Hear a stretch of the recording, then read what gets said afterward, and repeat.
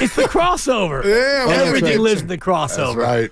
Can I just say real quick? I miss my brothers. I miss you. I miss you Willard. guys. How y'all been? Everybody have a good one? Was it good? We did, yeah. Everybody get it done? Oh, boy, get it done. Your boy's up about 7 Ate about pounds. 130. If you look over good. under is 8.5.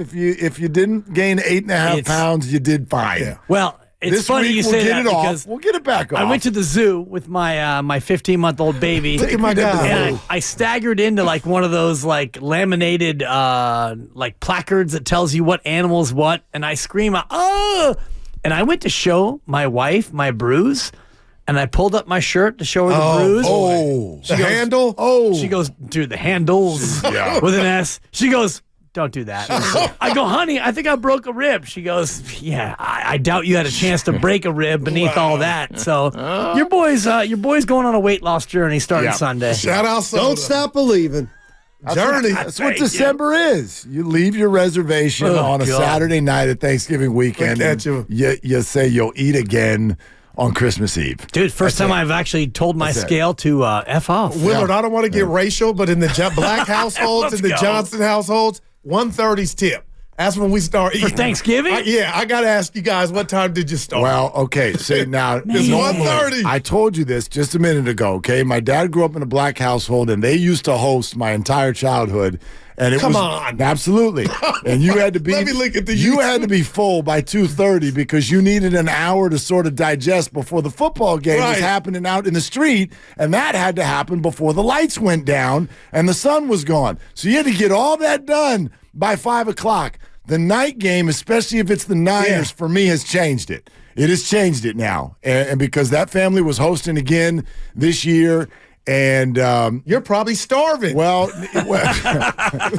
Marvin. we had enough hors d'oeuvres out Okay, that it was all all right. taken care of. We had food for days, but point is now I figure food has to get served right when the Cowboy game has been decided. Okay. Not over, Ours is decided. halftime. Okay. Once somebody goes up by 3 touchdowns in the Dallas game, it's time to eat. See if you can get that That's thing too in funny. before the Niner game starts. Gotcha. Night game has changed it all. So we're a little later than we used to be. Steiny? Yeah. About 3:30, All right. 3:30-ish. And your Thanksgiving was different this year, Oh, right? yeah. it's Solo wonderful. So for Dolo. you, it was like make yourself a PB&J? I was home. or? I was home alone all Ham. day. He made Yeah. a ham one. Yeah, a little ham. Okay. Little ham. So your Thanksgiving lasted from 3:30 to about 3:37? I went to bed, I think, on Thanksgiving at about 7:40. Oh, Willard, you're studying them. You're like, Wow. Well, I'm trying to Look how figure you this out. engaged. I'm trying to figure this out. Somebody had a soccer tournament down in San Diego. Well, but that's fine. But Surf why? cup. But why would you eat it if it's just Surf you? cup. Why would you eat at 3:30? I was hungry. Okay, that's I was hungry. okay. That works. It's a good answer. Good answer. That's the Good correct answer. I was kind of hungry. Yeah. And, Nice. I mean, when decided are to we eat at when are we 3:30. not eating on Yeah. Thanksgiving? No Is a better doubt. True. better way. Yeah. To Okay, let's Yeah. real quick. Yeah. The gist of the show. I miss my guy. I still think the Niners are the best team in the NFL. I respect what Philly's doing. I could count, if you wanted to, in my lab, 4 should have been losses. Sure. It don't matter. Sure. Yeah. Yesterday was incredible.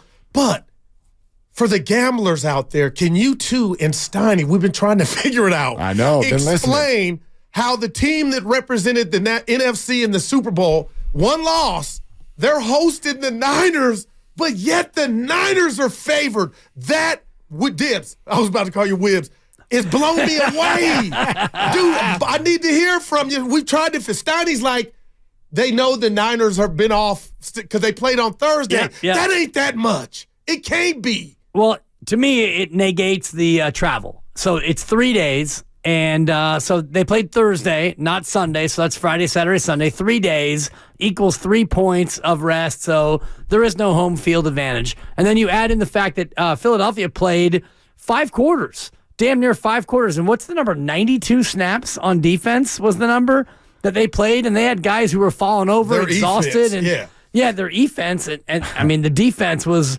actually not quite that good. And, Josh Allen gave you one that got you back in the game and all the rest of it. So I think those two things mixed with the fact that the Niners, they're damn good. And Goop. that's, okay. Well, so and here's what I was saying They're to damn my good. radio as I was Okay. driving around listening to you guys, because Steiny, you kept saying that it has to be factored in that the Niners have extra rest, right? That I would they think. played on Thursday. But what I was thinking was, but the odds makers would factor that in. And the odds makers set it at 1. Some places a pick 'em, and now it's up to 3. 3! Odds makers set it. Bettors move it. That's what I need so to know. the bettors are moving it, and that's not based on Thursday night or whatever. That's just based on what people think. Okay, so it was put at 1. It was put at 1, and now it's at 3. So that says A, odds makers favored the Niners, and B, bettors favor them even more. So it's run all the way up to 3. So after listening to you guys, I was inspired to do something. So I got a buddy. Well, I got a buddy who's an odds maker. And so I texted him, and I said, I didn't give him any background of what you guys were talking about. I just said, explain to me the key factors that you all went through to produce the Niners as the favorite. And I think you guys will be blown away by his All answer. ears. All right. I'm going to give you the tone of it, and then I'll read it word for word. The tone of it is the Niners are better. End of sentence. Now, here's exactly what he said. Very quick response. Higher power rating. They're just better on both sides of the ball. Forget Thursday. Forget injury. Forget building. The Niners are just better. Say the odds makers. Don't kill the messenger. Odds maker, your buddy. Well, no, but they all. I mean, this is the houses around America all are coming to essentially a consensus. That has to be the heaviest It's weight. either a pick 'em or a 1, and then it moves to a 3. Like, yes, there's variables. Right. Nobody favored the Eagles. Nobody. Not a 1. I do think that part of it has got to be where this game falls in the schedule for the Eagles. Partly, I'm sure that's a piece of the That's puzzle. what I'm saying. They're trying to win their division, too. But I'm telling you that there's to be a road favorite at a 10-1 football team. And you got a 2-game lead on the team that's coming to town. The odds makers are, okay, who's got extra rest? Who's healthier? Sure, that's a piece of it. You're not making someone a favorite in the building of a 10-1 team unless you flat out think they're a better football team. And you can look at the plus-minus point differential for the two teams, and the Niners are way far and away much better. I think they might be number 1 in football now after this past weekend. Cowboys, because of their games against the Giants. Yeah. Sure. Might be ahead of them. And the Niners are plus 32 on Dallas, so that really doesn't matter in terms of this game with Philadelphia. And you look at where Philadelphia is, I do think that their schedule and their spot in terms of who they've played. They played Washington divisional team. They played Dallas. They played Kansas City. They played Buffalo. Close. Overtime against Buffalo. A lot of that would lead me as a bettor to take the Niners. I don't know about giving the 3, because 3 feels like about where this is going to fall. But 2.5 would be a lot better. There's the odds maker side, and then I'm fascinated also by the fact that once it launched, that the bettors knocked it up even more. And I think that when you're local, like we are, we're in it. Some of us are fans, some bigger than others. I figure I'm always interested to know what does everybody outside of here feel about this. And what I took from this, in addition to what my buddy texted me there, what I took from this is, America thinks the Niners are the best team in football. Okay. I didn't know that. I knew that they thought, obviously, they're one of a handful of teams. Right. But if you see this, tell me right now, give me the scenario, anyone in football where the Niners wouldn't be favored. Well, let me ask you some questions. If they're a 3-point favorite at Philly, where would they? I think they'd be favored at Kansas City. I'm not sure about Baltimore. Maybe there is my only question. But anyway, go ahead, Stein. I have a line question. Okay. So, does this go into your guy, a bookmaker, like the sense of urgency for each team?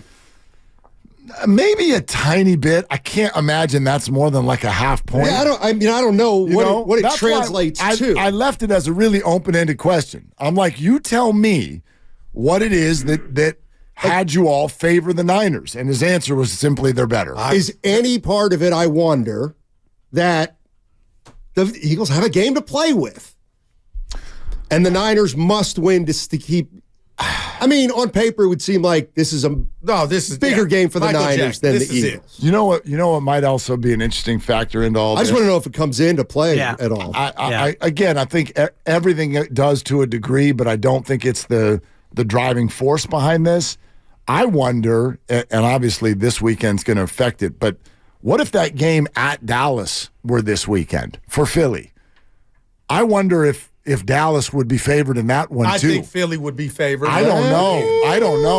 I don't know. They beat them before. I understand that. 10-1. Very close game, and that was in Philly, and it was many weeks ago. Yeah. Okay.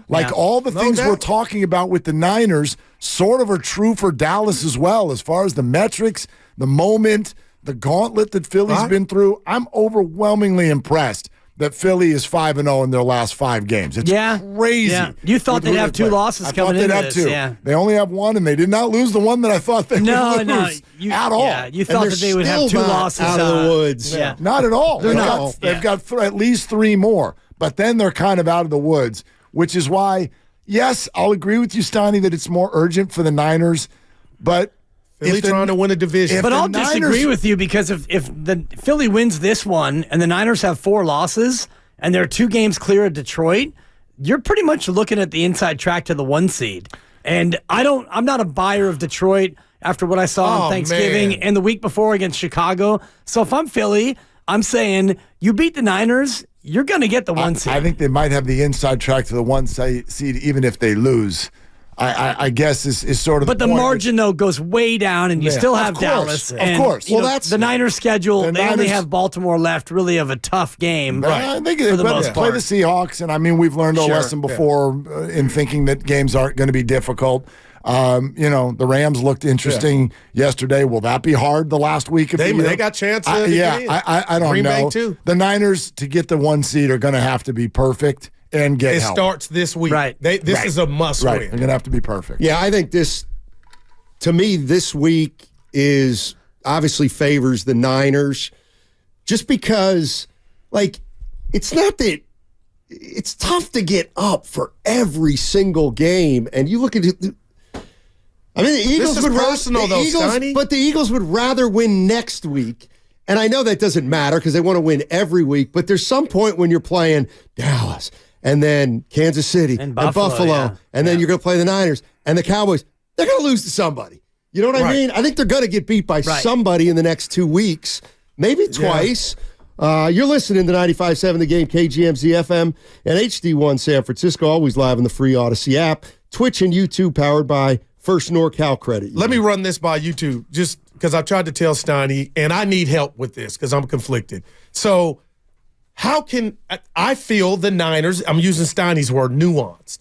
Okay, Philly's 10-1. I watch every snap. We watch the games, and you know what you're seeing. Their defense can be had, their secondary. That could change, but you see it. When you watch the Niners whole, you're like, okay, they can stop anybody.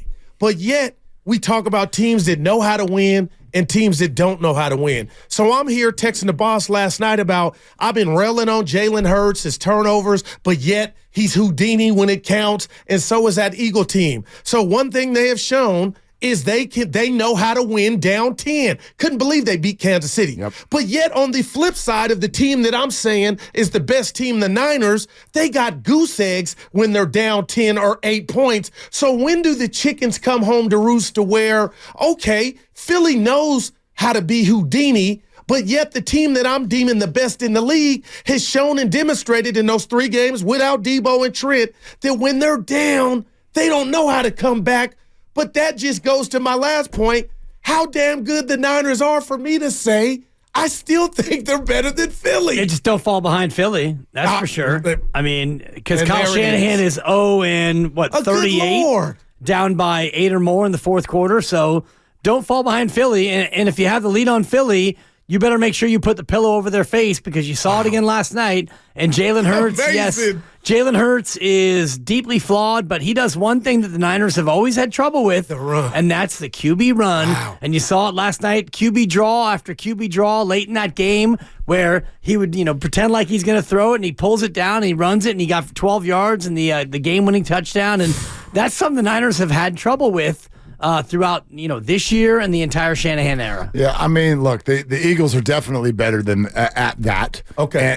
And that's the way that their offense is, and I'm not going to say it's structured that way as if it's built for them to purposefully fall behind. There's no way, right. But, the conversations we've been having about this aspect of the 49ers is an interesting one. You'll hear from a lot of players who will say, yeah, that is sort of by design. The 49ers, they sort of value things that allow them to get a lot of leads and then build on those leads. And that's why you see that point differential the way it is. If they get ahead of you, you're gone. Like, they're going to blow you off of the field. They are not built to drop back and look around and just look around. The Eagles are, because Hurts is incredibly mobile, big and strong. Oh, man. You know what I mean? And able to handle those moments. But what he also has, and it's the one area where I think you could actually say the Eagles have an edge on the 49ers, the Eagles have the best offensive line in football. And when you have a great offensive line, it can mask a lot of stuff. And so you saw in a scenario where the Eagles were down, had to come back, had to do it in overtime, Jalen could drop back and just sit there and find someone 15 yards down the field and Swift move in the forward. flat. Exactly. And so it's just sort of it's both coaches looking at his personnel and saying, this is what I have, and this puts us in the best position to win. So yeah, no doubt. If the Niners are up by 10 at the start of the fourth, game on. If the Eagles are up by 10 at the start of the fourth, the Niners are in trouble. Game over. Yeah, If Niners are in trouble. if I win the toss and I'm Kyle to that point, I'm getting the ball. He doesn't like to do that. No, never. But if- No, because he wants he to do doesn't that like to do bookend where he wants to score at the end of the first half and then get the ball again. But what if you're down 7-0? That's Well, fine. it's not That's like- fine. it's not being like down that. 7-0's not the issue. The problem is being down 24-14. That's the problem. Like 7-0, big deal. Kyle's script, and We got time. Kyle feels like down 7-0. You can still do what you want to do. 21 personnel and 12 personnel, whatever you want to do to run the ball. All that motion, play action, the zone read, the stretch, the inside zone, all the rest of that stuff. But when you get down late, like Mark's saying, you don't have the team to go 3 wide and 4 wide. And if you watch Philadelphia yesterday, when they got down, it was, Jalen Hurts, empty backfield, and 4 wide. And no Dallas Goedert, by the way. Fast He's going to breaking, be out again, it looks like. And so, you put Swift out there in the slot, and you go fast break. Exactly. You go air raid, and the Niners aren't built that way. It's going to be a great I can't game. Yeah, it's gonna be fun. It's so great. It's so great. And I don't know if this is a good thing or a bad thing. I mean, when it's over, this is why, talked like, about it's it. not, it's not a must. It's a really, really, really want it. Yeah. But it's not a must. It's personal for the Niners. They talked a lot. That's personal for both of them. I mean, Hassan Reddick is already Debo, chirping. they were going at It's it. all personal, and that's what makes it great. But nothing is decided the second it's over. We talked about The second it's over, absolutely nothing is lost and nothing Except is won. home field if Philly wins. You got to feel like this is the clinch. Yeah, but It should be. Niners will be favored again in January, apparently, if they go to Philly. Mind-blowing, man. So no big deal. And by the way, Philly may need to beat Dallas in order to even get to that game. No, they're going. Yeah. Yeah, it is surprising to me that like if you just look at last year, I get Purdy got hurt, but the Niners beat the Eagles beat the Niners, went to the Super Bowl. This year they're 10-1. Like it's surprising that the Eagles aren't favored in this game. I thought it would be low. I predicted Eagles 1.5. Yeah. Right, but as Who soon would be as shocked with that soon as line? that game ended last night, I was on the betting app just going refresh. Refresh. I was so curious to see what the line would be, and I'm like, I think it's going to be Eagles 1.5. And it came out Niners 1. I was like, oh. I got one that's for a you. compliment. Shut up Yeah. right away. I got one for you. One team last played 10 days ago. Right. And one team last played a week ago. So one team's got a long week. We agree that may affect the line, right? A little bit, yeah. But would it affect each line depending on the teams the same? In other words, we got 2 juggernauts, right? one team does have extra rest. I wonder if, because they're two very evenly matched teams, it almost means more than if it were the Eagles against the Saints. Yes, and I also think that it's the nature of those games because the Niners, if you watch, and I rewatched it this morning as, baby girl had a nice long nap for me, so I got about an hour and a half in the morning to rewatch the second half, and the Niners were in cruise control. And late in that game, they didn't, after the pick six, that was it. The defense did not have a lot to do in that game in terms of high leverage football, and last night, Philadelphia played until 15 rounds. 8 o'clock Eastern. It was 8:15, and they were joking. Nance and Tony Romo were like, hey, this is going to lead us right into the, the post-game and the pre-game. And that game ended, and you switch over to the Sunday night game, and the Sunday night game was starting. So not only did they have to play later in the day and 3 days later than the Niners, but they played all the way into 8 o'clock Eastern. Yep. And a physical game. The defense played 90-something snaps. No doubt. That was an exhausting game to watch, let alone Fletcher playing. Cox, I think he's hurt from exhaustion. Maybe. Yeah. He was we'll see with the Lane Johnson situation. Yeah, they're definitely the more banged up team. You mentioned Goddard is but that's a home field, Willard. I was telling Steiny they have a home field. I'm sorry. Of course, and it's difficult to play there, but I don't even looked at the weather yet. But chance of rain. Yeah, I think 7 days ahead of time in winter, there's always a chance of rain. And there was crazy weather yesterday out there. Yeah, but it wasn't so bad that you couldn't nail a 60-yard field goal. But who wants Purdy if he has small hands? We don't know monsoon. what the weather's going to be like. Check your Doppler. Yeah, we did it, and yesterday it was 30% chance of rain. But here's the thing. Like you just mentioned, Steiny, when you have two evenly matched teams, I think we as fans, we look at this and we get involved in the romance of it, right? Like I've heard it. You say it's already. I've heard you say it 100 times already today. This is personal. Yeah. And you got to send a message. And we get involved in that because it's a story to us. We're in the story. A continuance of what we got robbed of last year in Philly. The odds makers are like the Matrix. They don't care about any of that crap. Right. They've got the math, and what they actually just told us, it's not that evenly matched. Yeah. If Philly was coming here, the Niners would be almost a touchdown favorite. Man. That's what they told us. So that's not that evenly matched, according to them. Well, that's what the humans are telling you. The odds maker said it at both. even. And now the humans, the money, I saw it at even. Yeah. Jimmy Shapiro said it opened at even. And so the money's come in. Better than your guy.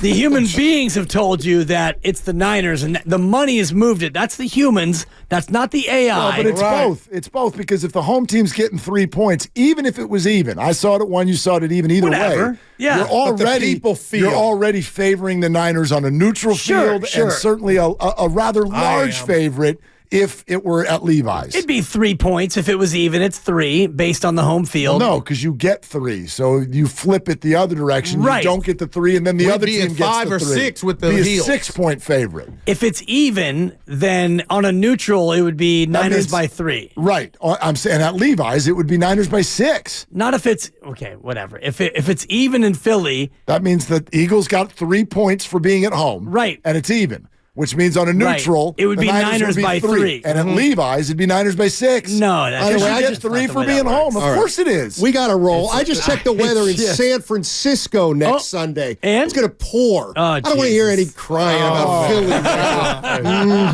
going to go get it. Hey. Listening.